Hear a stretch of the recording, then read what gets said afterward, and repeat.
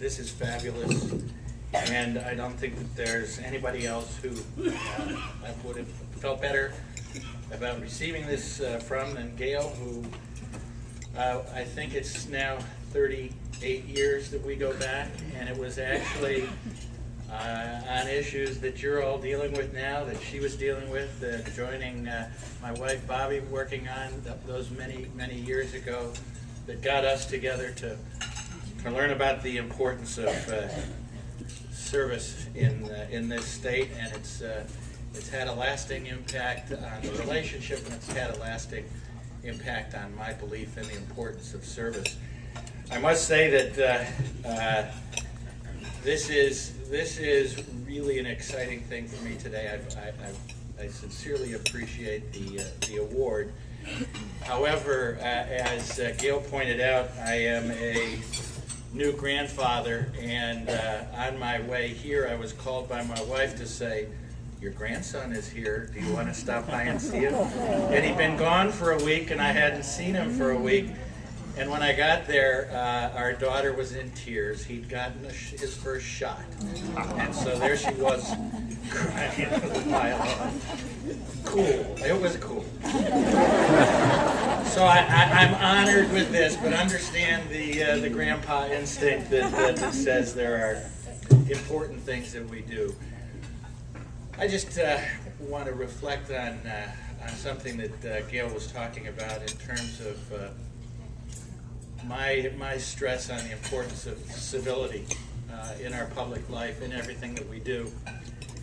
And I have to say that it's a little scary to me being in public life right now, in terms of how we've reached a point where everything is based on fear, and the message that you brought out about a positive future, and yes we can, is such an important message, and it's being drowned out by folks who are afraid, who are scared.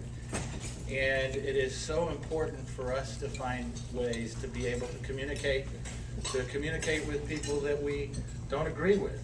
And we can have disagreements, and we can do it agreeably. And I feel so strongly about this, and that's why I'm actually pleased to have as a co-winner here Senator Seitz, who we may not agree on many things, but when we do, there are things that we can work on together and work well together, and I appreciate the relationship and want to congratulate the Senator on his award as well.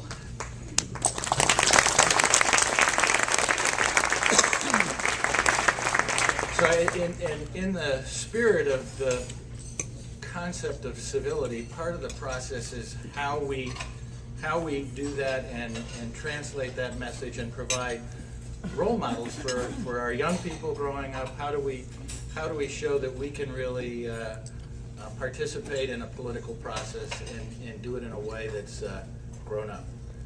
And I would suggest to you that you have some really good advocates here. All of you are very good advocates, and the personal stories that you tell before the committee are so very, very important, and do have an impact, and do make a difference in how people perceive what's going on. Now, what I might also suggest, and I just explained this to a reporter, that being in front of a committee is very hard work, and it's important.